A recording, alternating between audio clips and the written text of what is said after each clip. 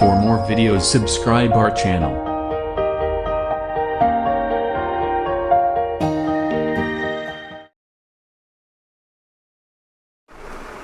అందరికీ వందనాలు. ఈరోజు వాక్యపట్నంగా లూకాసు వార్త 17వ అధ్యాయము 1-2 వచనాలు చదువుకుందాము. లూకాసు వార్త 17వ అధ్యాయము 1-2 వచనాలు. ఆయన తన శిష్యులతో ఇట్లనెను, అభ్యంతరములు రాకపోవట అసాధ్యము, కానీ అవి ఎవని వలన వచ్చునో వానికి శ్రమ. వాడి చిన్నవారిలో ఒకని అభ్యంతరము కలుగజేయుట కంటే వాని మెడకు తిరుగటరాయి కట్టబడి సముద్రంలో పడద్రోయుట వానికి మేలు. దేవుడి వాక్యాన్ని ఫలింపజేయను గాక. అందరికీ వందనాలు. ప్రార్థన చేసుకుని కొద్ది నిమిషాలు దేవుని వాక్యాన్ని ధ్యానించుకోవటానికి ప్రయత్నం చేద్దాం. ప్రార్థించుకుందాం. జీవం గల తండ్రి, కృపగలిగిన దేవ, మహోన్నతుడా, పరిశుద్ధుడా, పరమందాసీనుడు అయిన మా ప్రభువా, మీకే స్తుతులు స్తోత్రాలు చెల్లిస్తున్నాం. గడిచిన కాలమంతయు మీ బలిష్టమైన రెక్కల చాటున మమ్మల్ని భద్రపరుచుకొని ఈ పరిశుద్ధ దినము, ఈ ఆదివారము, ఈ సమయం వరకు మమ్మల్ని సజీవులుగా బ్రతికించి మీ ప్రియకుమారుడు కట్టిన, తన స్వరక్తమిచ్చి కట్టిన సంఘములు మమ్మల్ని చేర్చి నడిపించి రక్షణ కలగజేసి ఈ విధంగా మా ద్వారా మీరు మహిమ పొందాలని నిర్ణయించుకున్న అనాది సంకల్పమును బట్టి మీకు కృతజ్ఞతాస్తుతులు చెల్లిస్తున్నాం. ఇలాంటి దినమును, సమయమును చూడలేక అనేకులు మరణించి లోకాన్ని విడిచిపెట్టి వెళ్ళిపోయారు. వారికంటే మేము యోగ్యులము, జ్ఞానవంతులము, ఐశ్వర్యవంతులము, అంద సౌందర్యములు కలిగిన వారము కాకపోయినను మీ అపారమైన ప్రేమ ద్వారా, కృప ద్వారా మమ్మల్ని జీవింపచేసుకుంటూ మా ద్వారా మీరు మహిమ పొందుతున్న విధానమును బట్టి కృతజ్ఞతాస్తుతులు చెల్లిస్తున్నాం. ఈ పరిశుద్ధ దినం కూడి వచ్చిన ప్రతి బిడ్డను పేరు పేరున దీవించి ఆశీర్వదించండి. మేము పాడిన ప్రతి పాట ద్వారా మా స్తుతులపై సింహాసీనుడివై ఘనత పొందిన విధానమును బట్టి కృతజ్ఞతాస్తుతులు చెల్లిస్తూ ఈ సమయంలో నా తండ్రి వాక్యమును వినబోచుండగా మా అందరికీ వినగలిగిన చెవిని, గ్రహించగలిగిన మంచి మనసును, అర్థం చేసుకునే జ్ఞాన వివేచనలను అనుగ్రహించుకుని వేడుకుంటున్నాం. ఈ ఆత్మకు ఎలాంటి మాటలు అవసరమై ఉన్నవో ఆయా బిడ్డలతో మీరే మాట్లాడి నాకును, మాకును, అందరికీ కావలసిన ఆత్మీయమైన ఆహారంతో మమ్మల్ని తృప్తిపరచమని వేడుకుంటున్నాం. మా లోపాలను ఎరిగిన దేవుడవు గనుక, మా బలహీనతలను చూస్తున్నవాడవు గనుక వాటిని ఖండించి, గద్దించి, సరిచేసి నీకు ఇష్టమైన పాత్రగా మమ్మల్ని సిద్ధపరచుకొని ఘనత పొందమని, మీరే మాతో మాట్లాడమని ఈ సమయాన్ని మీకే అప్పగిస్తూ మా ప్రభువును, క్రీస్తు యేసును ఆయన నామమున అడిగి వేడుకొనుచున్నాము మా పరమ తండ్రి. ఆమేన్. కూడి వచ్చిన దేవుని బిడ్డలైన మీ అందరికీ కూడా మన ప్రభువును, రక్షకుడు యేసుక్రీస్తు అత్యున్నతమైన నామమును బట్టి మీ అందరికీ వందనాలు తెలియజేసుకుంటున్నాను. ఈ సమయాన్ని ఇచ్చిన దేవాది దేవునికి మొదటిగా ఆయనకు కృతజ్ఞతాస్తుతులు చెల్లిస్తున్నాను. ఈరోజు ఒక మంచి అంశాన్ని మనం నేర్చుకోవటానికి ప్రయత్నం చేద్దాం.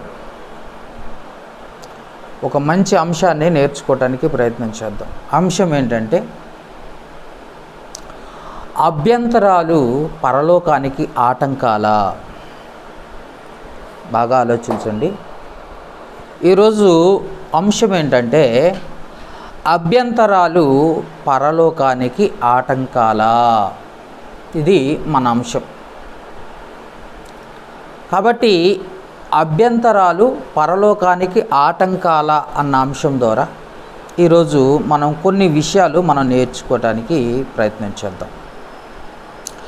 అభ్యంతరము అనగానే అపేక్షణ లేదా అడ్డు రావటం, వినకుండా అడ్డు తగలటం, లేదా ఇంకా అర్థాలు తెలుసుకోవాలంటే కోర్టులో మనం చూస్తుంటాం అబ్జెక్షన్ అని అంటారు, అంటే అభ్యర్థన చెప్పటం అన్నమాట. ఇంకా దీనికి చాలా అర్థాలు ఉన్నాయి. కౌంటర్ దాఖలు చేయండి అంటారు. ప్రభుత్వం ఏదన్నా సందర్భంలో కోర్టులో పడ్డప్పుడు కౌంటర్ దాఖలు చేయండి అంటారు. కౌంటర్కి ఆర్గ్యుమెంట్ అవసరం. ఈ కౌంటర్ అనేదాన్ని ఎదుటివారు ఆర్గ్యూ చేసేదాన్ని అభ్యంతరం అంటారు. ఇలా చెప్పుకుంటూ పోతే చాలా విషయాలు అభ్యంతరంగా మనకు కనపడుతూ ఉంటాయి. ఈ అభ్యంతరం ఏమవుతుందంటే ఒకరు దేవునిలో ఎదుగుటకు ఆటంకపరచుటే అభ్యంతరము అని బైబిల్ చెప్తా ఉంది. ఎవరైనా ఒకరు దేవునిలో ఉండి దేవునిలో ఉంటూ ఎదుగుతున్న వారికి ఆటంకం కలగజేయటమే అభ్యంతరము. ఆ విషయాన్ని మనం జ్ఞాపకం చేసుకోవాలి. మన దేహము కూడా మనకు అభ్యంతరం కలగజేస్తూ ఉంటుంది. ఒక్కొక్కసారి చాలా సందర్భాల్లో మన దేహం కూడా అభ్యంతరం కలగజేస్తూ ఉంటుంది. వాక్యము విననివ్వదు, వాక్యము చూడనివ్వదు, లేదా సంఘముతోనూ సహవాసముతోనూ దూరంగా ఉంచాలని ప్రయత్నం చేస్తూ ఉంటుంది. ఇంకంతేకాకుండా దేవునికి ఇచ్చుటలో కూడా శరీరము లేదా మన శరీరం ఏం చేస్తుందంటే ఎందుకు దేవునికి అంత ఇవ్వటం అని కూడా అభ్యంతరం కలగజేస్తూ ఉంటుంది. ఇంకా దేవునిలో ప్రార్థించే విషయంలో కూడా ఇప్పుడు అవసరమా, తర్వాత చేసుకుందాంలే అని అభ్యంతరం కలగజేస్తూ ఉంటుంది. బైబిల్ చదవాలి అని మనస్సు అన్నప్పుడు శరీరము ఇప్పుడు కాదులే తర్వాత చూద్దాం అని అభ్యంతరం కలగజేస్తూ ఉంటుంది. ప్రార్థనకు వెళ్ళాలి అని మనస్సు హృదయము పట్టుదల కలిగి ఉంటే శరీరము వచ్చే వారం వెళ్దాంలే అని అభ్యంతరం కలగజేస్తూ ఉంటుంది. అందుకే అభ్యంతరము దేవునిలో ఎదుగుటకు ఆటంకంగా మారుతుంది అన్న సంగతి దేవుడు స్పష్టంగా చెప్తున్నాడు. అభ్యంతరం ఏం చేస్తుందంటే వాక్యం, నేను అదే చెప్తున్నాను, వాక్యం విననివ్వదట. వినేవారిని కూడా పాడు చేయడానికి ఇబ్బంది పెడుతుంది, అడ్డు తగులుతూ ఉంటుందంట. శరీరము ఒక మనిషిని ఆత్మీయంగా ఎదగటానికి ఎట్లా అభ్యంతరం కలగజేస్తుందో సంఘానికి ఒక క్రైస్తవుడు కూడా అభ్యంతరంగా ఉంటే వాడిని వెలివేసేయి, దూరం చేసేయి, అడ్డుగా ఉండనివ్వకు. ఎందుకంటే సంఘం ఎదుగుదలకి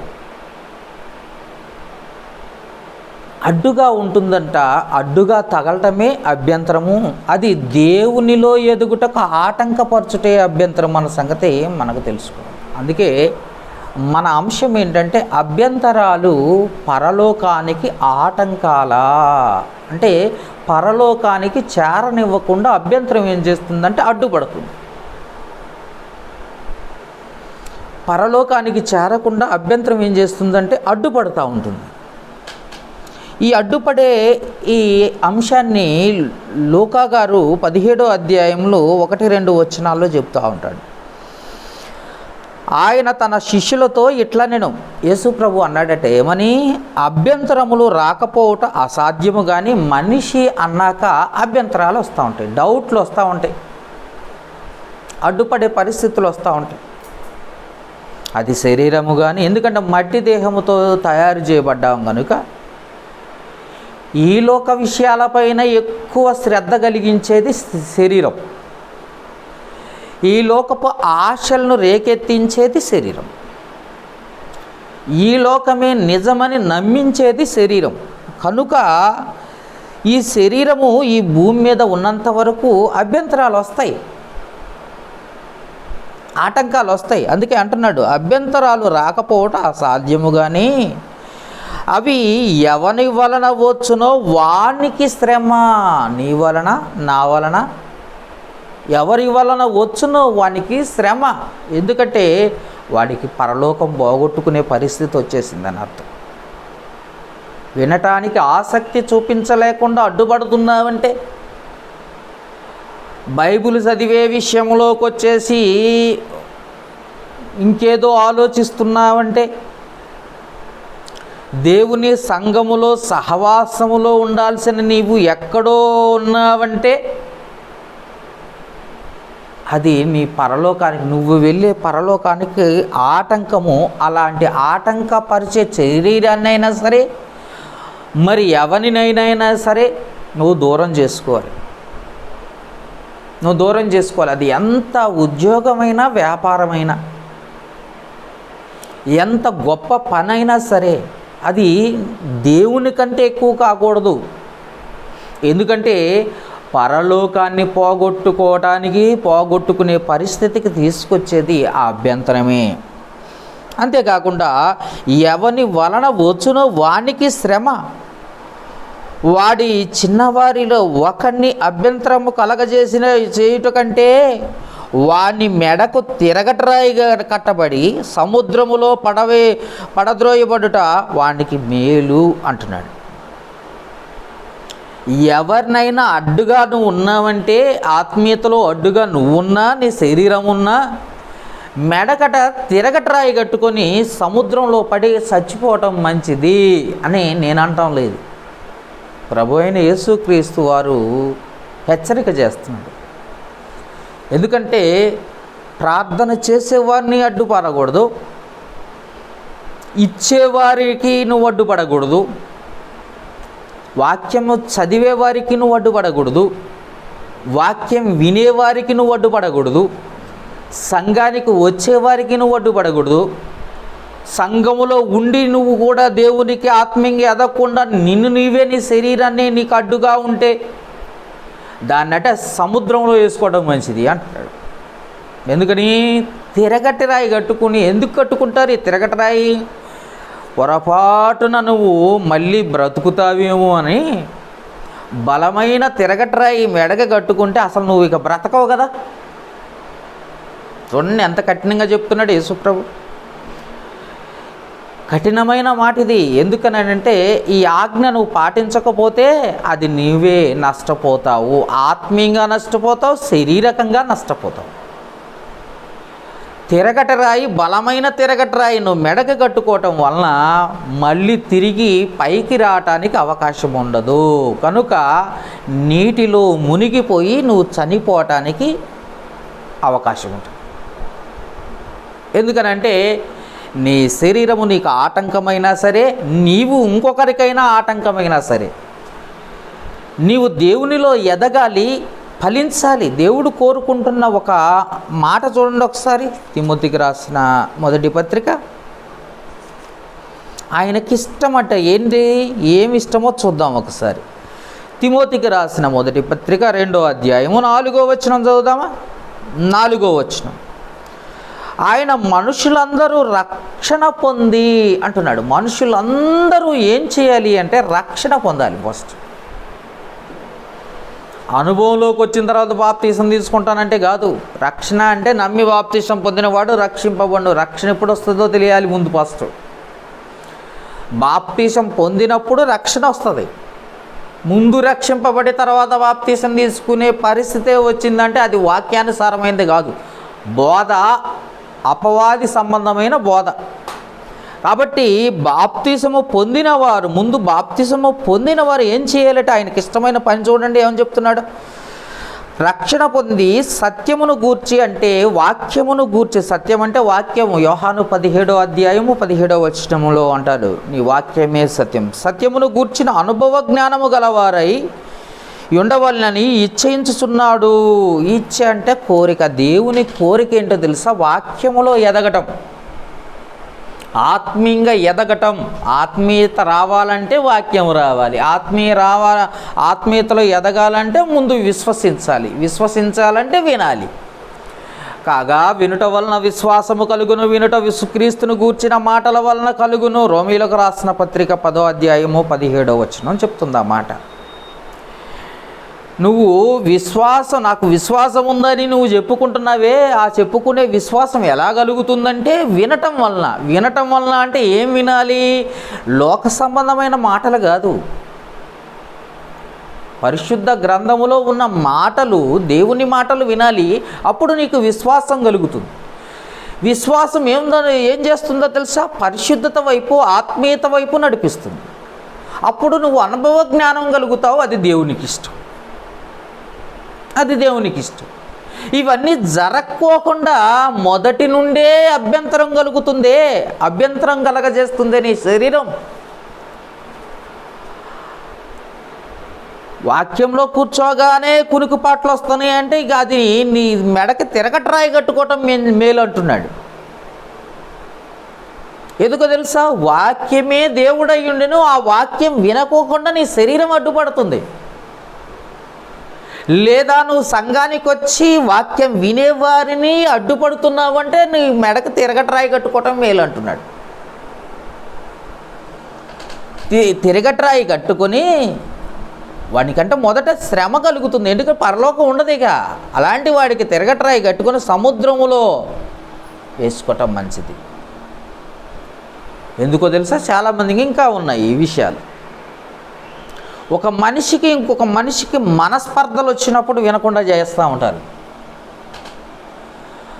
మనసులో కష్టం పెట్టుకునే మాటలు విన్నప్పుడు కూడా బాధ కలుగుతూ ఉంటుంది. అప్పుడు వాక్యం వినడానికి ఇష్టపడరు. మనసులో కష్టం, మనస్పర్ధలు వస్తూ ఉంటాయి. చాలామందికి మనస్పర్ధలు ఉంటాయి.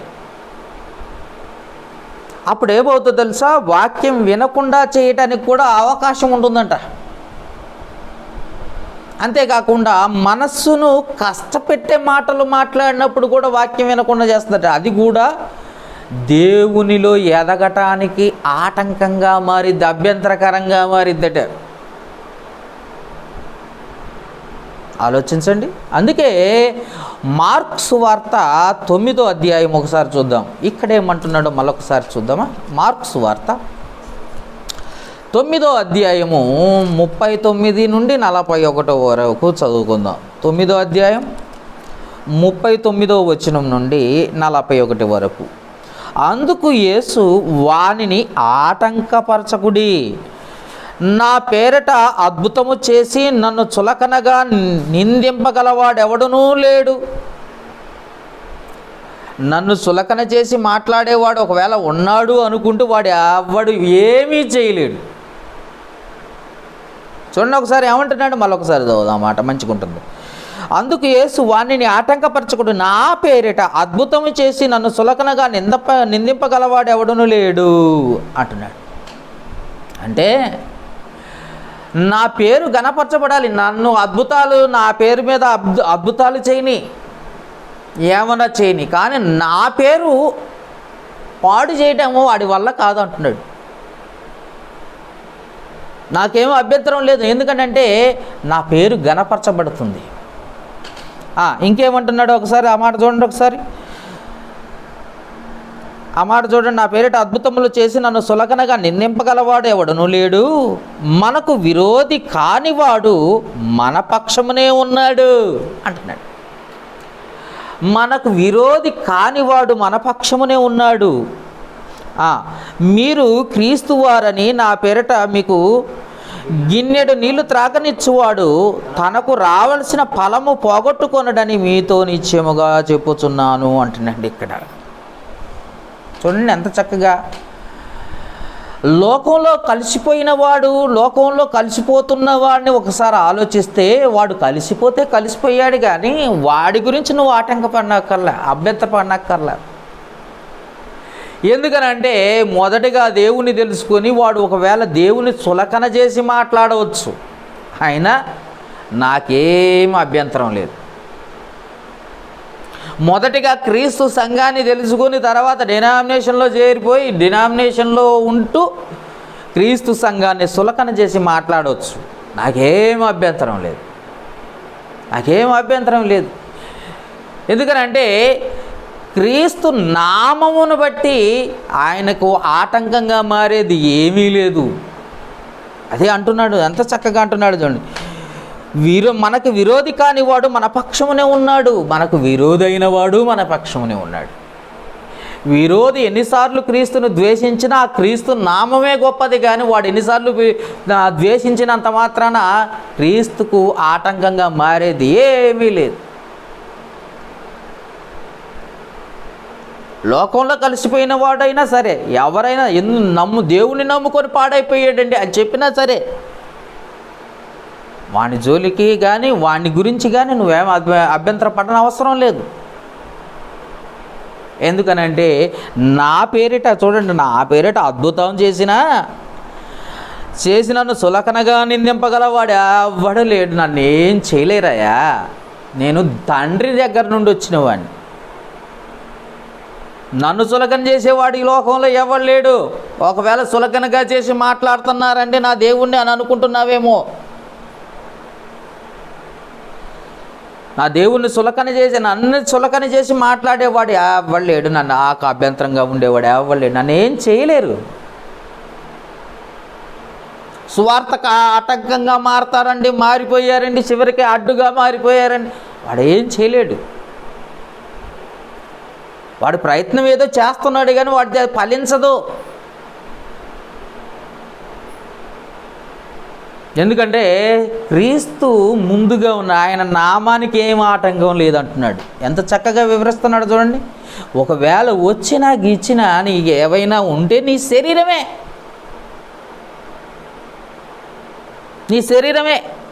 ఆ శరీరం ఏమవుతుందో తెలుసా? ఒకవేళ కన్ను ఆటంకపరచవచ్చు, ఎందుకంటే వాక్యం చదవకుండా. చెయ్యి ఆటంకపరచవచ్చు, ఎందుకంటే లోకం వైపు తిరిగి దేవుని బైబిల్ని వాక్యాన్ని చేత్తో పట్టుకోలేని పరిస్థితి.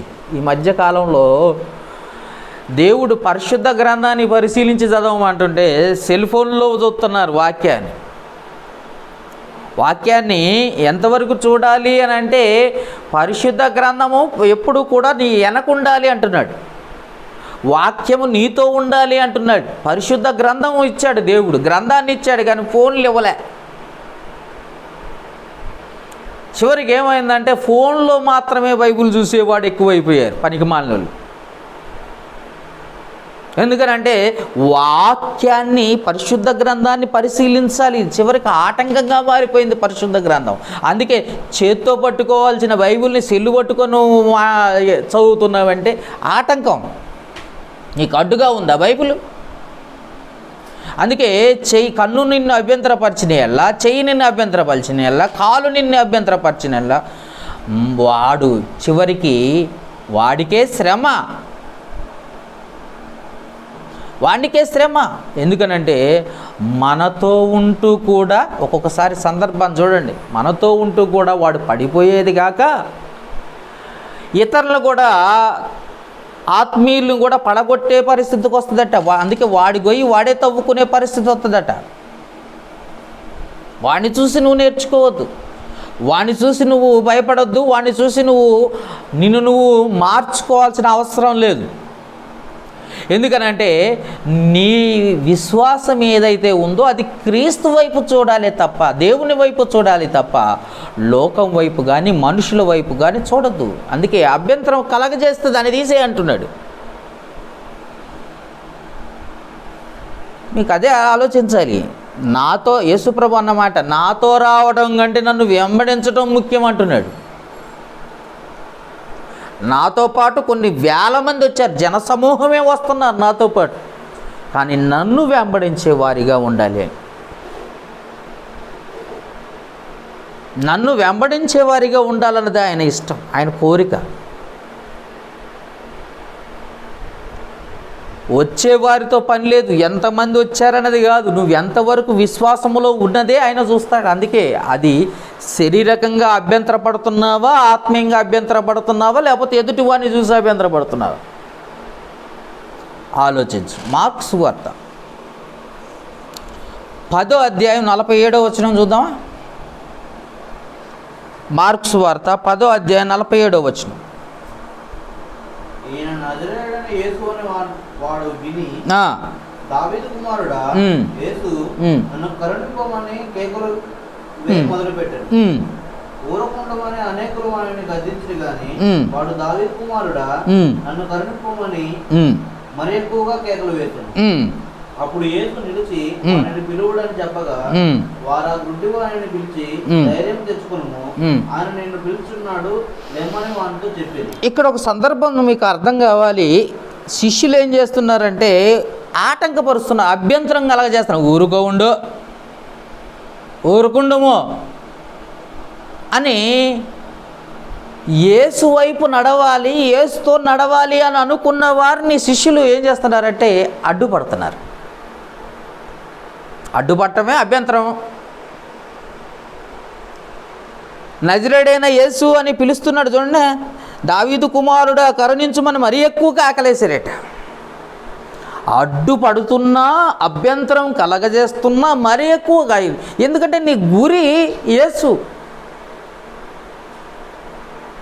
నీ గురి దేవుడైతే ఇంకా లోకం వైపు చూడొద్దు. ఎవరితో నీకు సంబంధం లేదు. ఎంతమంది ఆటంకపరిచినా నీకు అభ్యంతరం లేదు. నువ్వే డైరెక్ట్గా నువ్వు దేవునితో నడవాలి. నడవాలి అని అనుకుంటే ఈ లోకంలో చాలామంది, నీ తల్లిదండ్రులు కావచ్చు, నీ బంధుమిత్రులు కావచ్చు, నీ రక్త సంబంధులు కావచ్చు, నీ పక్కవారు, నీ ఇంటి ప్రక్కవారు కావచ్చు, చివరికి నీ భార్యే ఆటంకంగా మారవచ్చు, అభ్యంతరం కలగజేయచ్చు, అడ్డుగా ఉండొచ్చు. కానీ నీ గురి దేవుడై ఉండాలి. చూడండి ఏమంటున్నాడు, దావీదు కుమారుడా అని కేకలేస్తూ, కరుణించుమని కేకలేస్తుంటే శిష్యులు ఏమంటున్నారట, ఓరకుండము అని అనేకులు వానిని గద్దించారట, అభ్యంతరం తెలుపుతున్నారు, అడ్డుపడుతున్నారు. యేసు వైపు చూడకుండా, యేసు వైపు నడవకుండా. అవునా?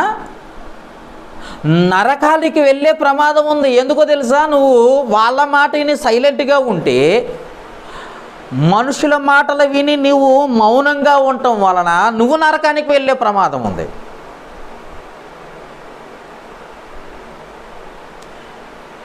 ఎవరు వచ్చినా రాకపోయినా, ఎవరు విన్నా వినకపోయినా నీ బాధ్యత ఏంటో తెలుసా, నీ గురి ఏంటో తెలుసా? దేవుని వైపు ఉండాలి. వాళ్ళు వస్తేనే, వీళ్ళు వస్తేనే, వీళ్ళుంటేనే, వీళ్ళు చేస్తేనే నేను చేస్తా, నథింగ్. ఇది కాదయ్యా భక్తి. భక్తి అంటే నీ గురి దేవుని వైపు ఉండాలి. నీవే దేవుని వైపు ఉన్నట్లయితే ఎవరు ఎన్ని ఆటంకపరిచినా, అడ్డుగా నిలిచినా, ఎవరు చేసినా చెయ్యకపోయినా, ఎవరు దేవునిలో ఉన్నా లేకపోయినా, ఎవరైనా దేవుని కొరకు మాట్లాడినా మాట్లాడకపోయినా, నీ గురి దేవుడైతే నువ్వు డైరెక్ట్గా ఆయనతోనే సావాసం కలిగి ఉండాలి. వాళ్ళు వస్తేనే ప్రార్థన, వీళ్ళు వస్తేనే ప్రార్థన, వీళ్ళుంటేనే ప్రార్థన.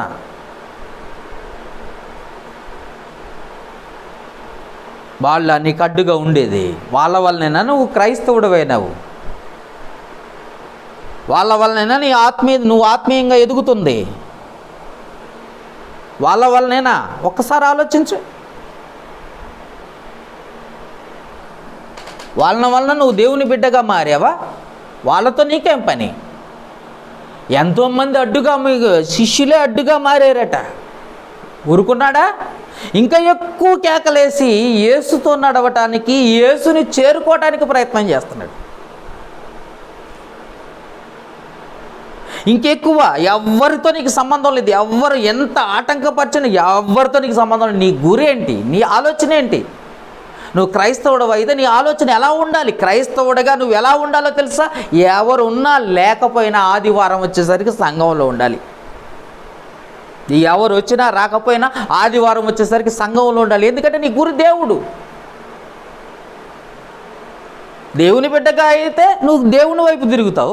సాతాను బిడ్డగా అయితే ఇంకా ప్రార్థన అవసరం లేదనుకుంటావు. నువ్వు ప్రార్థనతో నీకు సంబంధం లేదనుకుంటావు. ఇక్కడ లోకానికి వేరయ్యి అన్నాడు. మనం చూసాం చాలాసార్లు అపొస్తల కార్యములు 2వ అధ్యాయం 40వ వచనంలో, ఈ మూర్ఖ తరానికి వేరయ్యి ఉండాలి. రక్షణ పొందాలంటే నువ్వు ఏం చేయాలో తెలుసా? అందరూ నీకు అడ్డుగా మిగిలిన నువ్వు మాత్రం ప్రత్యేకంగానే కనబడాలి. అందరూ రాకపోయినా నువ్వు ఒక్కడవే మిగిలేవా, నువ్వు ఒక్కడవే ముందుకు సాగాలి, నువ్వు ఒక్కదానివే సాగాలి, దేవుని వైపు నడవాలి. అంతేగాని వాళ్ళు రాలేదు, వీళ్ళు వస్తే బాగుండు, వాళ్ళు వస్తే బాగుండు, కుటుంబం అంతా కూర్చుంటే కుటుంబం అంతా నరకానికి పోద్ది, నువ్వు ఒక్కదానివే పరలోకానికి పోవాలని దేవుడు జీవగ్రంథం అందు రాసుకున్నాడు. అప్పుడు నువ్వు పోగొట్టుకుంటావా? నువ్వు పోగొట్టుకుంటావా? ఆయన రాసుకున్న రాతను నువ్వు చెడిపేస్తావా?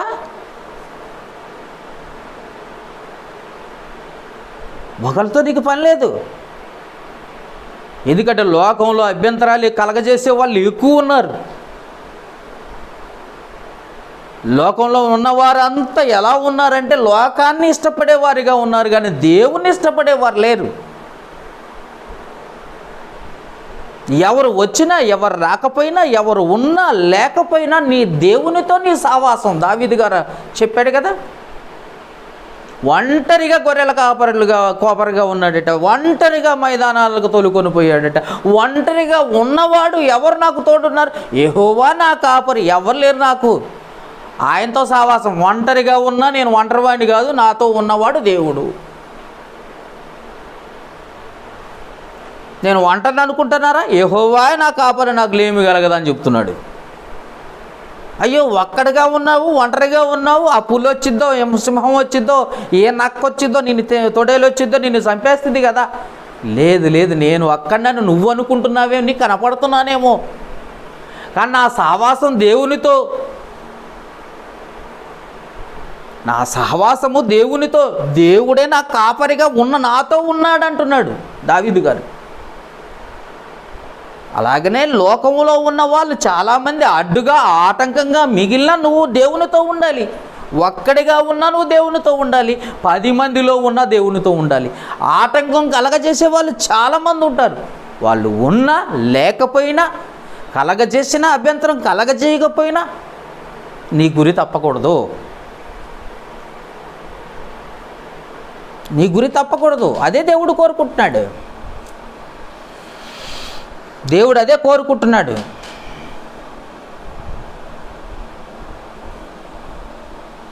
ఒకవేళ అభ్యంతరమే కలగజేస్తే నరకం తప్పదు. చంపిన వానికంటే చంపమన్న వానికి ఎక్కువ శిక్ష. చూసారా, లోకంలో మనకు తెలుసు కదా, చంపిన వాడిని కంటే చంపమని చెప్పిన వాడికి ఎక్కువ శిక్ష. మొన్న ఈ మధ్యనే సికింద్రాబాద్ రైల్వే స్టేషన్లో చాలా గొడవలు జరిగాయని మనకు విన్నాం. గొడవలు చేసి రైళ్లు తగలబెట్టిన వారి కంటే వారి వెనకుండి నడిపించిన వారికి ఎక్కువ శిక్షను వాళ్ళు వెంటాడి పట్టుకున్నారు. వాళ్ళని వాట్సాప్లో మెసేజ్లు పెట్టి ప్రేరేపించారట వాళ్ళు. ఎందుకు అని అంటే, చేసిన వాడికంటే చేయించిన వాడికి ఎక్కువ శిక్ష తప్పదు. ఇది లోకం మర్యాద అయితే మరి దేవునిది ఎలా ఉంటుంది? ఇంకా నరకమే. చూడండి ఒకసారి, అపోస్తల కార్యముల గ్రంథము 13వ అధ్యాయం. పౌలు గారు బర్నబా గారు వాక్యం చెప్పడానికి వెళ్ళారట. అక్కడ జరిగిన సందర్భం చూద్దాం ఒకసారి. అపోస్తల కార్యముల గ్రంథము 13వ అధ్యాయము 5, 6, 7 వచనాలు చదవండి. 13వ అధ్యాయము 5, 6, 7 వచనాలు. వారు సలమిలో ఉండగా, దొరికిందా? యూదులు సమాజ మందిరములో దేవుని వాక్యమును ప్రచురించుచుండిరి. యోహాను వారికి ఉపచారము చేయువాడై ఉండెను. వారు ఆ ద్వీపమంతటా సంచరించి పాపు అని ఊరికి వచ్చినప్పుడు గారిడివాడును అబద్ధ ప్రవక్త అయిన బర్యేసు, యేసు అన్న పేరు ఎవరికో ఉందో చూడండి, బర్యేసు అని ఒక యూదుని చూసిరి. ఇతడు వివేకము వాడైన సెర్గీ పౌలును అధిపతి అతడు బర్నబాను సౌలును పిలిపించి దేవుని వాక్యము వినగోరెను. ఇక్కడ ఒక సందర్భం మీకు చెప్పాల్సిన అవసరత కలిగి ఉన్నాం. ఇక్కడ అధికారట ఏం చేస్తున్నాడు, ఏమంటున్నాడు, ఈడ అబద్ధ ప్రవక్త అయిన అబద్ధ గారడివాడును అబద్ధ ప్రవక్త అయిన బరియేసు ఒకడు ఉన్నాడట. ఇతడు ఉండటమే కాక ఒక ఆయన ఉన్నాడు. ఆయన ఎవరు? ఇతడు వివేకం గలవాడైన పెర్గి పౌలు అను అధిపతి యొద్ద ఉన్నాడు. ఆయన ఆ అధిపతి అట వాక్యం వినడానికి ఇష్టపడుతున్నాడట. బాగా వినండి. పౌలు బర్నబాలు వాక్యం ప్రకటించుకుంటూ పోతూ ఉంటే ఒక ఆసక్తి జరుగుతుంది, ఒక ఆసక్తికరమైన విషయం జరుగుతుంది. ఏంటయ్యా అంటే, పెర్గి పౌలు అనే అతను అని అధిపతి వాక్యం వినటానికి ఇష్టపడుతున్నాడట. వాక్యం అంటే నచ్చిందట, వాక్యం అంటే ఇష్టపడుతున్నాడు, వినటానికి ఇష్టపడుతున్నాడు. ఈ గారడివాడైన బరియేసు అబద్ధ ప్రవక్త అయిన బరియేసు అట ఆటంకపరుస్తున్నాడట, ఎన్ని ఇవ్వకుండా చేస్తున్నాడట. వాక్యం చదువుతుంటే మీకు అర్థమవుద్ది. ఎందుకనంటే గారడిని నమ్మి భ్రమపరుస్తున్నాడు. అప్పటి వరకు అధిపతిని భ్రమపరుస్తున్నాడు. ఇదే నిజం, ఇదే నిజం, ఇదే నిజం, నేనే నిజం, ఈ చేసిందే నిజం అని చెప్పి అబద్ధ ప్రవక్త గారడి వాడు కనుక ఆ అధిపతిని భ్రమపరుస్తున్నాడు. ఈ భ్రమపరిచే విషయంలో ఎప్పుడైతే పౌలు గారు బర్నబా గారు వాక్యం చెప్పడానికి ఆ ప్రాంతానికి వెళ్ళారో, వాక్యం మీద ఇష్టమైంది. వాక్యం ఇష్టమై వినడానికి ఆసక్తి చూపుతున్న వాడిని చెడగొట్టడానికి, పాడు చేయడానికి ప్రయత్నం చేస్తున్నాడు. అందుకే ఇలాంటి వాడు మెడక తిరగటరాయి కట్టుకొని సముద్రంలో పడాలంటున్నాడు. వాక్యం అంటే ఇష్టపడే వాడిని కూడా చెడగొట్టే వాళ్ళు ఉన్నారు ఈ లోకంలో, ఉన్నారా? వాక్యం అంటే ఇష్టపడే వాళ్ళని చెడగొట్టే వాళ్ళు కూడా ఉన్నారు. అందుకే కంటిన్యూ చదవండి. ఏమంటున్నాడు? అతడు వివేకము, 7వ వచనం, ఇతడు వివేకము గలవాడై సెర్గి పౌలను అధిపతి యొద్ద ఉండెను. అతడు బర్నబాను పౌలును సౌలును పిలిపించి దేవుని వాక్యం వినగోరెను. అయితే ఎలుమా ఆ అధిపతిని విశ్వాసము నుండి తొలగింపవలనని యత్నము చేసి వారిని ఎదిరించెను. ఎలుమాను పేరునకు గారడివాడని అర్థము. ఏంటట? ఏం చేస్తున్నాడు? ఎదిరిస్తున్నాడట. విశ్వాసము నుండి తొలగించే విధంగా ప్రయత్నం చేస్తున్నాడట. అందుకు పౌలు అనబడిన సౌలు, 9వ వచనం, పరిశుద్ధాత్మతో నిండిన వాడై అతన్ని తేరి చూసి సమస్త కపటముతోనూ సమస్త దుర్మార్గముతోనూ నిండినవాడా, అపవాది కుమారుడా, సమస్త నీతికి నీ విరోధి, నీవు ప్రభువు యొక్క తిన్నని మార్గమును చెడగొట్టుదువా? మానవా నువ్వు అసలు మూర్ఖుడా. పౌలు గారు తిడుతున్నాడు. వాక్యం వినేవాడిని చెడగొడుతున్నావు, మూర్ఖుడివి. ప్రభు యొక్క తిన్నని మార్గము మేము బోధిస్తూ ఉంటే వినడానికి ఆసక్తి చూపించిన అధిపతిని కూడా చెడగొట్టడానికి, పాడు చేయడానికి, నరకానికి నడిపించడానికి ప్రయత్నం చేస్తున్నావు మూర్ఖుడు, అపవాది యొక్క సంబంధి. ఏమంటున్నాడు? చూడండి 10వ వచనం, అతన్ని తేరి చూసి సమస్త కపటముతోనూ సమస్త దుర్మార్గముతోనూ నిండినవాడా, అపవాది కుమారుడా, సమస్త నీతికి విరోధి, నీవు ప్రభు యొక్క తిన్నని మార్గమును చెడగొట్టుట మానవా? నువ్వు మానవా? ఇప్పటి వరకు చేసావు, ఇకనైనా మానరాదు,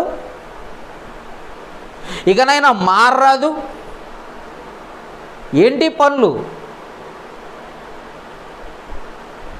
చూడండి ఎంత కఠినంగా అంటున్నాడు. అంటే ఇలాంటి వారు లోకంలో లేరా అంటే ఉన్నారు. అభ్యంతరం కలగజేసేవాళ్ళు, అభ్యంతరం కలగజేసే తిన్నని మార్గమును తెలియకుండా గుడ్డివానిగా కలగజేస్తున్నాడు అనమాట. అది కరెక్ట్ కాదు, ఇదే కరెక్ట్. ఆ వాక్యం అలా చెప్పబడలేదు, ఈ వాక్యమే కరెక్ట్గా చెప్పబడింది. అది నిజం కాదు, ఇదే నిజం. అయ్యా బైబిల్లో ఉన్నది ఇదే అయ్యా అని చెబుతూ ఉంటే అది కరెక్ట్ కాదండి. మా సంఘమే కరెక్టు, మా వాక్యమే కరెక్టు. ఏమండి? మా వాక్యమే కరెక్టా? ఇలాంటివన్నీ మానవా? సత్యంలో నీకు వచ్చేవాడిని ఎదిరిస్తున్నావు, పాడు చేస్తున్నావు, నరకంలో పడుతున్నావు నువ్వు. అందుకే నువ్వు మెడకి తిరగట రాయి కట్టుకుని సముద్రంలో దూకు, నీకు శ్రమ తప్పదు. సంఘం, నిజమైన సంఘంలోకి వచ్చేవాడిని ఆటంకపరిచేవాడు కూడా శ్రమ. వాడికి శ్రమ తప్పదు. నేర్చుకొని వాక్యములోనికి వచ్చి కూడా నీవు నీ శరీరానికి లోబడిపోయి వాక్యానికి అభ్యంతరం కలగజేస్తే అది కూడా నీకు శ్రమే, అభ్యంతరమే. అందుకే అంటున్నాడు 11వ వచనం, ఇదిగో ప్రభువు తన చెయ్యి నీ మీదకి ఎత్తి ఉన్నాడు, నీవు కొంతకాలం గ్రుడ్డివాడవై సూర్యుని చూడక ఉందు అని చెప్పాను. వెంటనే మబ్బును చీకటియు అతన్ని కమ్మెను గనుక అతడు తిరుగుచు ఎవరైనాను చెయ్యి పట్టుకొని నడిపింతురా అని వెతుకుతున్నాడు. అంటే అర్థం ఏంటి? గుడ్డోడైపోయాడట, గుడ్డోడైపోయాడట. ఎందుకు? అభ్యంతరం కలగజేసాడు, ఆటంకం అడ్డుగా మిగిలిపోయాడు. అర్థమైందా? వాక్యం వినేవారిని చెడగొట్టేవారు ఉన్నారా అంటే ఉన్నారు. వినేవారిని చెడగొట్టేవారు ఉన్నారు. వినకుండా నీ శరీరమే అడ్డుపడే పరిస్థితి కూడా ఉంది. అప్పుడు ఊరుకుంటాడా దేవుడు? ఆలోచించండి. దేవుడు అప్పుడు ఊరుకుంటాడా? నీ ఇష్టం వచ్చినట్టుగా నీ శరీరం చెప్పినట్టుగా నువ్వు నటిస్తే ఉంటే దేవుడు ఊరుకుంటాడా? ఒక్కసారి ఆలోచించండి. అందుకే తిరకట్రాయి కట్టుకో, సముద్రంలో పడు, నీకు శ్రమ తప్పదు. నీకు పరలోకానికి ఆటంకం నువ్వే. పరలోకానికి ఆటంకం నీవే. చెడగొట్టే పరిస్థితికి వచ్చేసావు, సంఘాన్ని చెడగొట్టే పరిస్థితికి వచ్చావు, సంఘానికి ఇయ్యకుండా చేసే పరిస్థితికి వచ్చావు, సంఘానికి రాకుండా చేసే పరిస్థితికి వచ్చావు.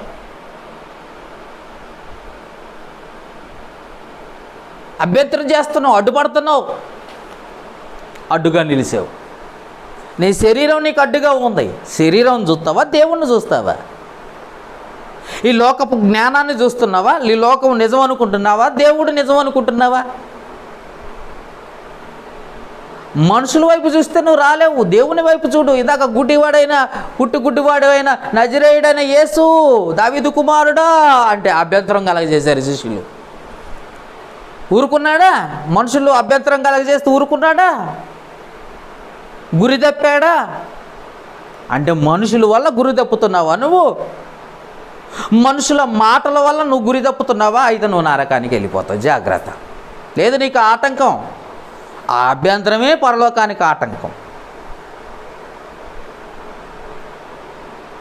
100 మంది 100 రకాలుగా చెప్తారు, నువ్వు వినవద్దు. నిజమేంటో, సత్యమేంటో, వాక్యమేంటో నువ్వు చూడు, పరిశీలించు. నేను మొన్న ఒకసారి ఫేస్బుక్లో ఒక పోస్ట్ పెట్టారు. పాస్టర్ గారు చెప్పింది నిజమని నమ్మితే బైబిల్ కూడా తప్పు పెడతావు. పాస్టర్ గారు చెప్పింది తప్పే అయితే బైబిల్ కూడా తప్పే అనుకుంటావు. అందుకే పరిశీలించి చదవమని చెప్పాను. బైబిల్ని ఎప్పుడు కూడా పరిశీలించు, మనుషుల మాటలు నమ్మకు. ఈ గారడి వాడు అడ్డుపడ్డాడట, ఆటంకపరచబడ్డాడట, అభ్యంతరం కలగజేసాడట. అభ్యంతరం కలగజేస్తే దేవుడు ఏం చేశాడు తెలుసా? గుడ్డివాణ్ణి చేశాడు. ఎందుకనంటే ఆలోచించండి, నిన్ను వాక్యములో పెంచేవాడు నిన్ను ఖండించి గద్దిస్తాడు. వాక్యములో నిన్ను పెంచేవాడు ఖండించి గద్దిస్తాడు.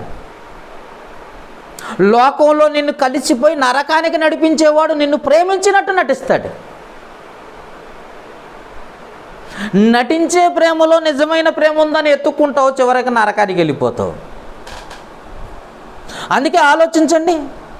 చెడగొట్టేవాడు లోకంలో చాలామంది ఉంటారు. లోకంలో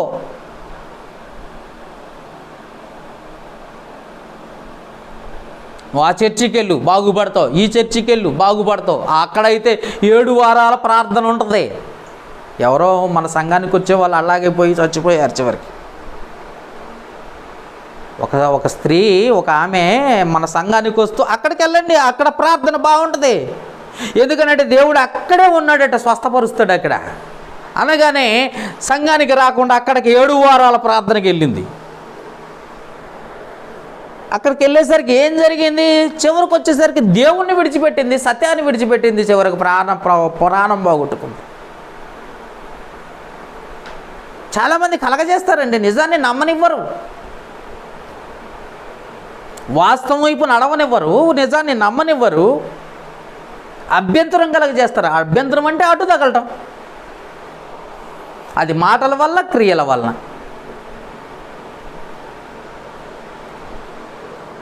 అందుకే ఆలోచించండి, ఏమంటున్నాడు చూద్దాం ఒక మాట. హోషియా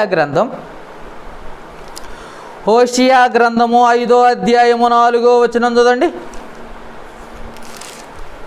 హోషియా గ్రంథము 5వ అధ్యాయము 4వ వచనం.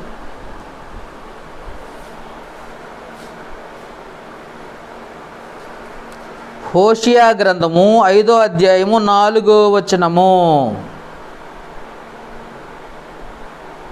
తమ క్రియల చేత అభ్యంతరపరచబడిన వారై వారు తమ దేవుని యొద్దకు తిరిగి రాలేకపోవుదురు. వారిలో వ్యభిచార మనస్సులు ఉండటం వలన వారు యెహోవాను ఎరుగకయుందురు. అది సంగతి. తమ క్రియలు చెడ్డవైనంత మాత్రాన, చూడండి, క్రియలు అట అభ్యంతరం కలగజేస్తున్నాయట. నీతి క్రియలు లేవు, అందుకే చెడ్డ క్రియలు ఉన్నాయి.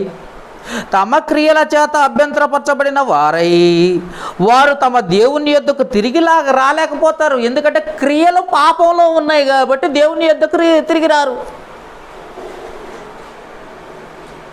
ఏంటంటే మనుషుల వైపు చూస్తారంటే, మనుషులు రమ్మంటే వస్తారు, మనుషులు బొమ్మంటే పోతారు. ఎందుకంటే వాళ్ళ క్రియలు చెడ్డవి. నిజంగా నీకు నీతి క్రియలు ఉంటే, నీతిమంతుడు అయితే దేవుని వైపు చూడాలి కదా. ఇలాంటి వారికి ఉన్న మనస్సు కూడా చెప్తున్నాడు చూడండి. వారిలో వ్యభిచార మనస్సు ఉండటం వలన వారు యెహోవాను ఎరగకయుందురు. వారు ఆల్రెడీ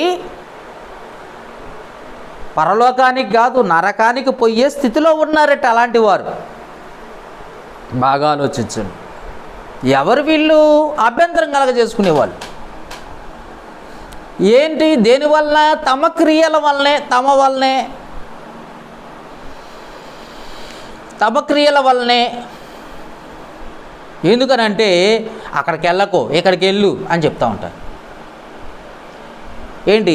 వాక్యం బాగలేదా? నేర్చుకోవాలన్న ఆలోచన లేదా? ఆసక్తి లేదా? వాక్యానుసారంగా జీవించాలన్న మనసు ఉంటే వాక్యాన్ని నువ్వు వెతుకుతావు. మనుషుల వైపు ఎందుకు చూస్తావు? ఆలోచించండి. అందుకే మేలు కోరేవాడు ఏం చేస్తాడో తెలుసా? నిన్ను ఖండించి గద్దించి వాక్యములోకి నడిపించడానికి ప్రయత్నం చేస్తాడు. చెడగొట్టేవాడు ఏం చేస్తాడు? లోకాన్ని చూపిస్తాడు, మాదిరి లోకాన్ని చూపిస్తాడు. లోకం చూడమ్మా ఎంత బాగుందో, నువ్వు అక్కడికి వెళ్ళు నీ స్థితిగతులు మారిపోతాయి, ఇక్కడికి వెళ్ళు నీ స్థితిగతులు మారిపోతాయి. అవునండి. మేలు కోరేవాడు డబ్బులు తీసుకోడు. మేలు కోరనివాడు ఏం చేస్తాడో తెలుసా? చందాల మీద ఆధారపడతాడు. మొత్తం చందాలే కావాలి. అమ్మా చందాలు. మన దగ్గర ఒకడు ఉన్నాడు, 1వ తారీఖు నుండి 10వ తారీఖు వరకు తెలిసిన వాళ్ళ దగ్గరికి వెళ్ళి ప్రార్థన చేస్తాడట. మిగతా రోజులు హాయిగా దుప్పట కప్పుకొని పండుకుంటాడు పాస్టర్ గారు. ఎందుకనంటే ఆ టైంలోనే జీతాలట, అందరికీ జీతాలు వస్తాయట. ఆ టైంలో మాత్రమే ఆ ఇళ్లను దర్శిస్తాడట. ఎందుకు? నువ్వు సందాల కొరకే పాస్టర్ అయినావు కానీ దేవునిలో నడిపించడం కొరకు పాస్టర్ కాలే. ఇలాంటి వారి గురించే మనం నేర్చుకోవాలి వాక్యం.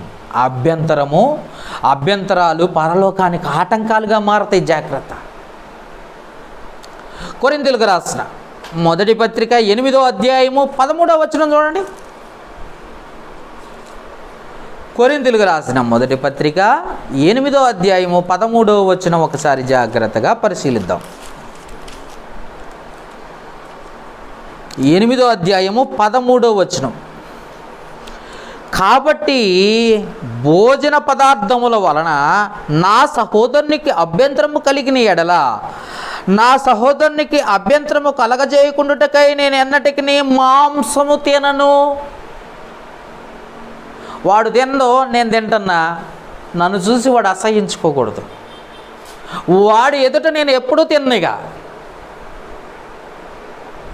ఎందుకంటే నేను వాడికి ఆటంకంగాను, అభ్యంతరంగాను, అడ్డుగాను నేను ఉండకూడదు. ఆలోచించండి. పౌలు గారు అంటున్న మాట ఏంటో తెలుసా? కాబట్టి భోజన పదార్థముల వలన నా సహోదరునికి అభ్యంతరం నేను అడ్డుగా ఉన్నట్లయితే, వాడు తినకూడదని నేను తిన్నట్లయితే, నన్ను చూసి వాడు అభ్యంతర పడకుండా, పాస్టర్ అయి ఉండి ఇలా చేయడం ఏంటి, పాస్టర్ గారు అయి ఉండి అలా చేయడం ఏంటి అని వాడు అభ్యంతర పడకుండా, నా సహోదరునికి అభ్యంతరంగా నేను ఉండకుండా ఆ మాంసం అసలు ముట్టుకోను. నేను వాడు ఎదుటిగా నేను అస్సలు ముట్టుకోనిగా. వాడి ముందు నేను ఆ మాట వల్ల నేను వాడు అభ్యంతర పడుతుండే అట్టయితే ఆ మాట నేను అన్నాను, ఆ పని చెయ్యను. నీ వలన దేవుడు దూషింపబడుతున్నాడు అయితే ఆ పని చెయ్యకు. ఎందుకంటే నీ సహోదరుడు ఒకవేళ సేవకుడు అయి ఉండి మంచి దేవుని బిడ్డ పోయి నువ్వు అలా చేయడం ఏంటి అన్నీ ఒకవేళ ఆ మాట అంటాడేమో, ఆ పని చేయకుండా ఉండు. పౌలు గారు అదే చెప్తున్నాడు. అభ్యంతరంగా ఉందా ఆ మాట, అడ్డుగా ఉందా, అసలు ఆ పని కానీ, ఆ మాట కానీ, ఆ క్రియ కానీ ఏమీ చెయ్యకు. నేను తింటున్న మాంసం ఒకవేళ వాడికి నా ఇబ్బంది కలిగింది, అందుకే నేను ఆ మాంసం తింటమే మానేస్తాను అంటున్నాడు పౌలు గారు. ఎందుకంటే దేవుని వాక్యములోకి నడిపించటం ముఖ్యం. మత్తయి సువార్త 17వ అధ్యాయం 24వ వచనం చూడండి. మత్తయి సువార్త 17వ అధ్యాయం 24వ వచనం చూడండి. 24వ వచనం. వారు కపెర్నహూమునకు వచ్చినప్పుడు అరశకేలు అను పన్ను వసూలు చేయు వారు పేతురు వద్దకు వచ్చి, మీ బోధకుడు అరశకేలు చెల్లింపడా అని అడుగగా, చెల్లించున నేను. అతడు ఇంటిలోనికి వచ్చి మాట్లాడక మునిపి యేసు ఆ సంగతి ఎత్తి, సీమోనా నీకేం తోచున్నది? భూరాజులు సుంకమును పన్నును ఎవరి యొద్ద వసూలు చేయుదురు? కుమారుల యొద్దనా అన్యుల యొద్దనా అని అడిగాను. అతడు అన్యుల వద్దనే అని చెప్పగా, యేసు అలాగైతే కుమారులు స్వతంత్రులే. 27వ వచనం చదవండి. అయినను మనము వారికి అభ్యంతరము కలగజేయకుండానట్లు నీవు సముద్రమునకు పోయి గాలం వేసి మొదట పైకి వచ్చు చేపను పట్టుకొని దాని నోరు తెరిచిన ఎల్ల 1 షెకెలు దొరుకును. దానిని తీసుకొని నా కొరకును నీ కొరకును వారికి ఇమ్మని అతనితో చెప్పాను అంటే అంటున్నాడు. ప్రభుత్వానికి, అధికారులకు కూడా మనం అభ్యంతరం చెప్పేవారిగా ఉండకూడదట. ఏమండి? ప్రభుత్వానికి, అధికారులకు మనం అభ్యంతరంగా ఉండకూడదు అన్న సంగతి తెలుసుకోవాలి ముందు. ఎందుకంటే యేసు ప్రభువు చెబుతున్నాడు, పన్నులు వసూలు చేస్తున్నారు. చేసినప్పుడు మనం నేను కుమారుని, నేను స్వతంత్రుని, నేను ఇవ్వకూడదు కదా అనకూడదట. ఇచ్చే బాధ్యత కలిగి ఉన్నప్పుడు ఇవ్వాలి, కట్టాల్సిందే పన్ను. అడ్డుగా ఉన్నావా? అధికారులకు అడ్డుగా ఉన్నావా? ప్రభుత్వానికి అడ్డుగా ఉన్నావా? అభ్యంతరంగా ఉన్నావా? అయితే నువ్వు నీకు శ్రమ తప్పదు. శ్రమ తప్పదు. అందుకే జ్ఞాపకం చేసుకోండి.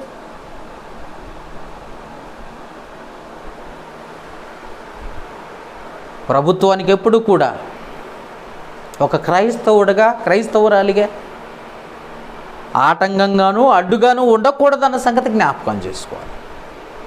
ఒక సహోదరుడు ఉన్నాడు, మేము ప్రభుత్వ భూమిని కబ్జా చేసినాం బ్రదరు, అంటే దాన్ని ఆ స్థలంలో చర్చి కడుతున్నాం బ్రదరు, మా గురించి ప్రార్థన చేయండి అని ఒక సహోదరుడు ఫోన్ చేసి చెప్పాడు.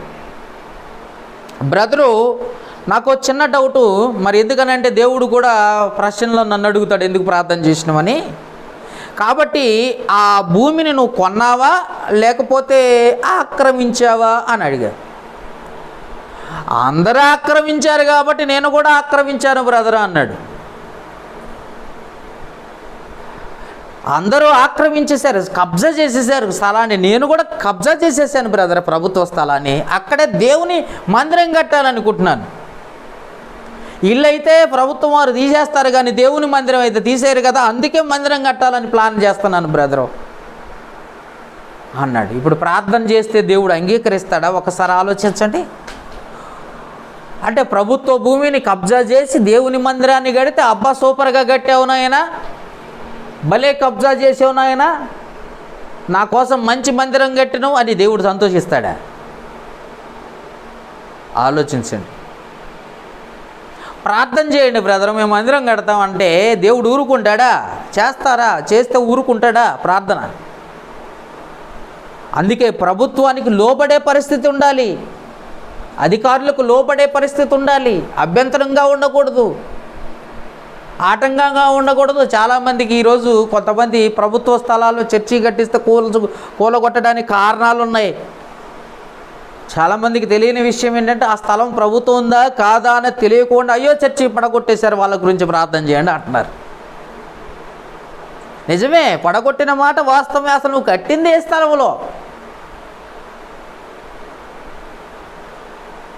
నువ్వు అడ్డుగా ఉండకూడదనే కదా దేవుడు అన్నాడు. ఏమంటున్నాడు మళ్ళొకసారి చదవండి, 27వ వచనం, మత్తయి సువార్త 17వ అధ్యాయం 27వ వచనం. ఆయనను మనము వారికి అభ్యంతరం కలగజేయకుండా ఉన్నట్లు నీవు వెళ్ళి సముద్రాన్ని దగ్గరికి వెళ్ళిపోయి నువ్వు గాలం వేస్తే ఒక చేప పడుతుంది, దాంట్లో ఏముంటుంది? షెకేలు ఉంటుంది, నీకును నా కొరకును పన్ను కట్టు. మనం స్వతంత్రం దేవుని బిడ్డలం అయినా కానీ ప్రభుత్వానికి లోబడాలి, అధికారులకు లోబడాలి. మనం క్రైస్తవులమే అయినా కానీ ప్రభుత్వానికి లోబడాలి, అధికారులకు లోబడాలి. అధికారులకు లోబడి నువ్వు క్రైస్తవ్యానికి నువ్వు క్రైస్తవుడుగా బ్రతుకు. అంతేగాని అడ్డుగా నిలిచి, అభ్యంతరంగా నిలిచి, ఆక్రమించి, కబ్జా చేసి దేవుని కొరకు నేను ప్రయాసపడుతున్నానంటే కుదరదు. దావీదు కంటే ముందున్న సౌలు రాజు గారు అట్లనే అన్నిటినీ నిర్మూలన చేయమంటే కాదు, కొన్ని బలిసిన వాటిని తీసుకొచ్చాడట, పశువులను. పైగా వాటి అరుపులు పరలోకంలో వినపడుతున్నప్పుడు 15వ అధ్యాయం సమూయేలు మొదటి గ్రంథంలో వాటి అరుపులు పరలోకానికి వినపడి వెంటనే ప్రవక్తను పంపించాడట. ఏంట్రా బాబు ఆ అరుపులేంటి? నేనేం చేశాను? చంపమని చెప్పాను.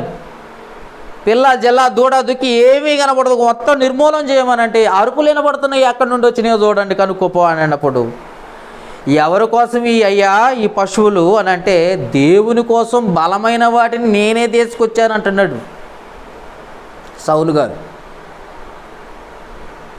వెంటనే నువ్వు సౌలుగా దేవుని మాటకు నువ్వు లోబడలేదు కనుక, నువ్వు ఆజ్ఞను అతిక్రమించావు కనుక, నువ్వు రాజుగా ఉండటానికి దేవుడు ఇష్టపడకుండా నిన్ను తీసి పగలగొడుతున్నాడు అన్న సంగతి తెలుసుకో అని చెప్పేసి దావీదుని ఎన్నుకున్నాడు దేవుడు. దేవుడు ఏం చెప్పాడో అదే చెయ్యాలి కానీ ప్రభుత్వానికి కానీ అధికారులకు కానీ నువ్వు లోబడకుండా నీ ఇష్టానుసారంగా నువ్వు ప్రవర్తిస్తానంటే దేవుణ్ణి మహిమపరుస్తానన్నా కానీ కుదరదు. అది గుర్తుపెట్టుకోవాల్సిన అవసరత కలిగి ఉంది. మత్తయి సువార్త 11వ అధ్యాయం, మత్తయి సువార్త 11వ అధ్యాయము 6, 7, 8 వచనాలు చూద్దామండి. మత్తయి సువార్త 11వ అధ్యాయము 6, 7, 8 వచనాలు. మరియు నా విషయమై అభ్యంతరపడని వాడు ధన్యుడని ఉత్తరం ఇచ్చాను. నా గురించి ఎప్పుడు డౌట్లే పెట్టుకోకూడదు. ఎప్పుడు జరుగుతుందో జరగదో, అవుతుందో కాదో, ప్రార్థన చేస్తే దేవుడు వింటాడో ఎండో. దేవుణ్ణి నమ్మిన వాడిని ఏమంటున్నాడు? హెబ్రీయులకు రాసిన పత్రిక 11వ అధ్యాయము 6వ వచనంలో దేవుని యొద్దకు వచ్చువాడు ఆయన మొదట నమ్మవలెను కదా. విశ్వాసం లేకుండా దేవుని యొద్దకు వచ్చువాడు, ఎవరిదైతే విశ్వాసం లేకుండా దేవుని యొద్దకు వస్తాడో వాడు దేవుని మాటకు లోబడలేడు. అందుకే విశ్వసించువాడు ఆయన ఉన్నాడనియు అడిగిన వారికి తగున్న ఫలం దయచేవాడు అని ముందు నమ్మాలి కదా. నువ్వు ఆలోచించండి. నువ్వు మొదట నమ్మటానికి వచ్చావు, నమ్మాలి. నువ్వు దేవుని పైన గురి పెట్టుకోవాలి. కానీ ఆయన ఎడలే నువ్వు అభ్యంతరపడతా ఉంటే ఏమంటే నా విషయమై అభ్యంతరపడని వాడు ధన్యుడని ఉత్తరం ఇచ్చిన వారు వెళ్ళిపోతుండగా యేసు యోహాను గూర్చి జనసమూహములతో ఎలాగ చెప్పసాగిన, మీరేమి చూచుటకు అరణ్యంలోనికి వెళితిరి? గాలి కదులుచున్న రెల్లునా? మరి ఏమి చూడవెళితిరి? సన్నపు బట్టలు ధరించుకున్న మనుషున్నా? ఇదిగో సన్నపు బట్టలు ధరించుకున్న వారు రాజగృహములో నుందురు కదా. మరి మీరేమి చూతూ వెళితిరి? ప్రవక్తలనా? అవును కానీ ప్రవక్త కంటే గొప్పవాడు మీతో ఉన్నాడని చెప్పుచున్నాను అంటున్నాడు. ఏమంటున్నాడు? మీరు ఏం చూడాలని వెళ్ళారు? ఏమండి, మీరు ఏం చూడడానికి వెళ్ళారు? గాలి కదులుచున్న రెల్లునా? రెల్లు నీకేం ఉపయోగపడుద్ది? లేకపోతే సన్నపు నారవస్త్రంలో ధరించుకున్న వారు రాజవస్త్రంలో ధరించుకున్న వారైతే రాజమందిరంలో ఉంటారు. వాళ్ళకంటే వీళ్ళకంటే గొప్పవాడు ఎవరున్నారో తెలుసా నీతో? మనుష్య కుమారుడు ఉన్నాడు. నువ్వు అప్పుడు ఆయన వైపు చూడు, మనుషుల వైపు కాదు, లోకం వైపు కాదు, ఆయన వైపు చూడు అంటున్నాడు. ఎందుకనంటే ఆయన విషయమై అభ్యంతరపడకుండా ఆయన పట్ల విశ్వాసం కలిగి ఉండాల్సిన బాధ్యత కలిగి ఉన్నావు నువ్వు. మలాకీ గ్రంథం ఇంకొక మాట చూద్దాం రండి. మలాకీ గ్రంథము 2వ అధ్యాయము 8వ వచనం. మలాకీ గ్రంథము 2వ అధ్యాయం 8వ వచనం ఒకసారి జాగ్రత్తగా చూడండి. మలాకీ గ్రంథము 2వ అధ్యాయం 8వ వచనం.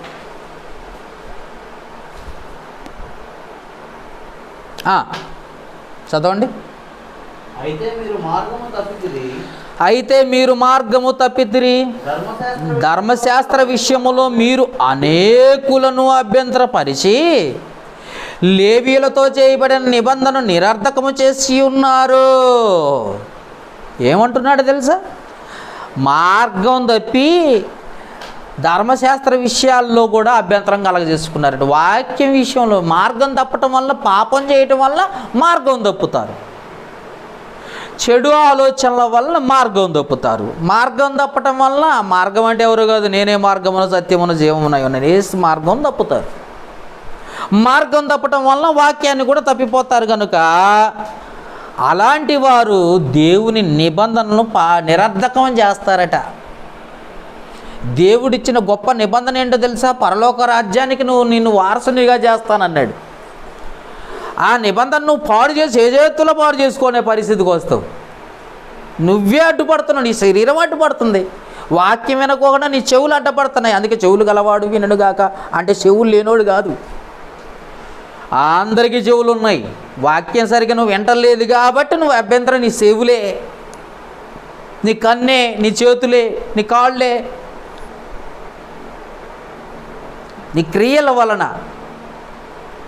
ఇంకా ఏమంటున్నాడు చూడండి. మత్తయి సువార్త 16వ అధ్యాయం 23వ వచనంలో, అయ్యా ప్రపంచానికి రక్షణ కావాలంటే నేను సిలువ మరణం పొందక తప్పదని యేసు ప్రభు అంటుంటే పేతురు గారు ఏమంటున్నారు చూడండి, చూద్దాం ఒకసారి. 16వ అధ్యాయం 23వ వచనం. అయితే ఆయన పేతురు వైపు చూసి తిరిగి ఏమంటున్నాడు? యేసు ప్రభువుని గద్దిస్తున్నాడట. నువ్వు సిలువ ఎక్కకూడదు అని గద్దిస్తున్నాడట. నువ్వు మరణం కాకూడదు అని గద్దిస్తున్నప్పుడు యేసు ప్రభు అంటున్నాడు. అయితే ఆయన పేతురు వైపు తిరిగి, సాతానా నా వెనక్కు పొమ్ము, నీవు నాకు అభ్యంతర కారణమై ఉన్నావు. నీవు మనుషుల సంగతులనే తలంచుచున్నావు కానీ దేవుని సంగతులను తలంపకై ఉన్నావని పేతురుతో చెప్పాను. అసలు దేవుడు ఈ లోకానికి నన్ను పంపించడానికి కారణం ఏంటో తెలుసా? సర్వమానవాళికి రక్షణ కలగచేయటం. ప్రతి మానవుని కొరకు వారి పాపముల నిమిత్తం రక్తం చిందించడానికి ఈ లోకానికి తండ్రి అయిన దేవుడు నన్ను పంపిస్తే అసలు రక్తం చిందించొద్దు, ప్రాణం పోగొట్టుకోవద్దు, సిలువ మరణం పొందొద్దు అని అడ్డుపడతావా? అభ్యంతరం కలగజేస్తావా? అడ్డుగా ఉంటావా? అసలు మనుషుల ఆలోచనలు ఆలోచిస్తున్నావంటే దేవుని ఆలోచనలోకి రా. నువ్వు ముందు ఎప్పుడైతే మనుషులుగా నువ్వు ఆలోచిస్తావో దేవుని క్రియలు జరిగించవు. దేవుని క్రియలుగా నువ్వు ఆలోచిస్తే మనుషుల క్రియలు జరిగించవు. లోకాన్ని ఆలోచిస్తావా, దేవుని గురించి ఆలోచిస్తావా? ఒక్కసారి ఆలోచించు. ఒకవేళ అడ్డుగా నిలిస్తే నువ్వు వెనక్కిపో, అభ్యంతరంగా ఉన్నావు. ఇంకేమంటున్నాడు? ఇంకా చూడండి, పేతురు రాసిన మొదటి పత్రిక ఇంకెవరో ఉన్నారట ఇక్కడ. పేతురు రాసిన మొదటి పత్రిక 3వ అధ్యాయం 7వ వచనం చూసిండా? మొదటి పత్రిక 3వ అధ్యాయము 7వ వచనం అండి. పేతురు రాసిన మొదటి పత్రిక 3వ అధ్యాయము 7వ వచనంలో, అటువలే పురుషులారా, జీవమను కృపావరములో మీ భార్యలు మీతో పాలివారై ఉన్నారని ఎరిగి, ఎక్కువ బలహీనమైన ఘటమని భార్యను సన్మానించి, మీ ప్రార్థనలకు అభ్యంతరము కలగకుండునట్లు జ్ఞానము చొప్పున వారితో కాపురము చేయుడి. భర్తను పరలోకానికి పోకుండా అడ్డుపడేది కూడా భార్యేనంటండి. అది విషయం. అభ్యంతరం అడ్డుపడుతూ ఉంటుందట. అభ్యంతరం అంటే అడ్డుపడటం. అప్పుడప్పుడు అడ్డుపడతా ఉంటారు. అప్పుడు ఏం చేయాలి? వారితో ఎలా ఉండాలి అంటున్నాడు? జ్ఞానము చొప్పున వారితో కాపురం చేయండి. జ్ఞానంగా నడుచుకోండి. అక్కడ ఆ సమయంలో అడ్డుపడ్డప్పుడు వారు ఎక్కువ బలహీనమైన ఘటం ఎప్పుడు అడ్డుపట్టడానికే ప్రయత్నం చేస్తూ ఉంటారు. దేవుని మాటకు లోబడకుండా ఆదాము అవదేసుకొచ్చిన పండు తిని అడ్డుపడిపోయింది. కనుక అడ్డుపట్టడానికి అవకాశాలు ఎక్కువ ఉన్నాయట. అభ్యంతరం కలిగజేసే పరిస్థితి వచ్చేస్తుందట. అసలు ఈ లోకం అడ్డుపడుతుందేమో అని ఆలోచిస్తుంటే, శరీరం అడ్డుపడుతుందేమో ఆలోచిస్తుంటే, ఇక్కడ భార్య అడ్డుపడే పరిస్థితికి వచ్చిందట. కాబట్టి జ్ఞానం చొప్పున నడుచుకోండి. అభ్యంతరాలు పరలోకానికి ఆటంకాల అంటే అవును, నిజమే. అభ్యంతరాలు పరలోకానికి ఆటంకాలుగా మారిపోతాయండి. నిన్ను వెళ్ళనివ్వకుండా చేస్తాయి. అందుకే జాగ్రత్త. ముందు తీసేయి. కన్ను నిన్ను అభ్యంతరపరిచిన ఎలా దాన్ని తీసేయి. చెయ్యి నిన్ను అభ్యంతరపరిచిన ఎలా తీసేయి. కాలు నిన్ను అభ్యంతరపరిచిన ఎలా తీసేయి. లేదా నీ శరీరం మొత్తం టోటల్గా నువ్వే అభ్యంతరపడుతున్నావా, మెడకి తిరగటరాయి కట్టుకుని సముద్రంలో పడిపో. శ్రమ ఎందుకో తెలుసా? నరకానికి వెళ్ళిపోతావు. కాబట్టి గుర్తుపెట్టుకోండి, అభ్యంతరాలు ఆటంకాలుగా మారిపోతాయి. ఆటంకాలు నరకానికి నడిపిస్తాయి. ఎన్నో విషయాలు మనతో దేవుడు చెప్తున్నాడు. జాగ్రత్త. ఆత్మీయతలో ఎదగాలంటే దేవునిలో ఎదగకుండా అడ్డుపడేదే అభ్యంతరము అన్న సంగతి గుర్తుపెట్టుకోండి. అందుకే యేసు యేసు యేసు యేసు అని కేకలేస్తుంటే శిష్యులు అడ్డుపడ్డారు. లాస్ట్ వచనంలో భార్య అడ్డుపడుద్ది. అంతకుముందు వచనంలో మన క్రియలు అడ్డుపడతాయి. హోషేయ గ్రంథము 5:4 చెప్పినట్టుగా ఒక్కోసారి మన శరీరం అడ్డుపడుద్ది. ఒక్కోసారి మనం ఏం చేస్తున్నామో అర్థం కాని పరిస్థితి, ప్రభుత్వానికి అధికారులకు లోబడని పరిస్థితికి వస్తాం. అది ఆటంకమే. ఎన్నో రకాలు. కాబట్టి గుర్తుపెట్టుకోండి, ఏ విషయములో కూడా మనము ప్రభు పనిలో అభ్యంతరకరంగా ఉండకూడదు. ఒకవేళ ఉంటే నరక శిక్ష తప్పదు. కాబట్టి జ్ఞాపకం చేసుకుని వాక్యానుసారంగా ఉండటానికి ప్రయత్నం చేద్దాం. ప్రార్థన చేసుకుందాం.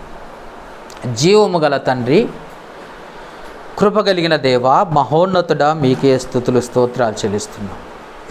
ఇప్పటి వరకు విన్న మాటలు నా మాటలుగా కాక ప్రతి వాక్యము నీ పరిశుద్ధ గ్రంథములో నుండి నీ బిడ్డలకు తెలియజేశాను, వివరించారు. ఆ మాటలు విని వారి జీవితాలను చక్కదిద్దుకొని సరిచేసుకొని మారు మనసు పొంది నీ వైపు తిరిగి తండ్రి అభ్యంతరకరంగా ఉండకుండా, అడ్డుగా ఉండకోకుండా నీ చిత్తాన్ని వెతికి దాని ప్రకారం నడుచుకునే బిడ్డలుగా నీ బిడ్డలను సిద్ధపరచుకోమని వేడుకుంటున్నాం. తండ్రి, విన్న ప్రతి వారి హృదయాల్లో ఈ వాక్యము పడి ఫలించినట్లుగా సహాయం చేయమని, ఇటు వాక్యమును విన్న వారిని చూసిన వారిని కూడా దీవించి ఆశీర్వదించమని వేడుకుంటూ ఈ మనవులు మా ప్రభువును రక్షకుడైన యేసుక్రీస్తు పరిశుద్ధమైన నామమును బట్టి అడిగి వేడుకొనుచున్నాము మా పరమ తండ్రి. ఆమేన్. అందునా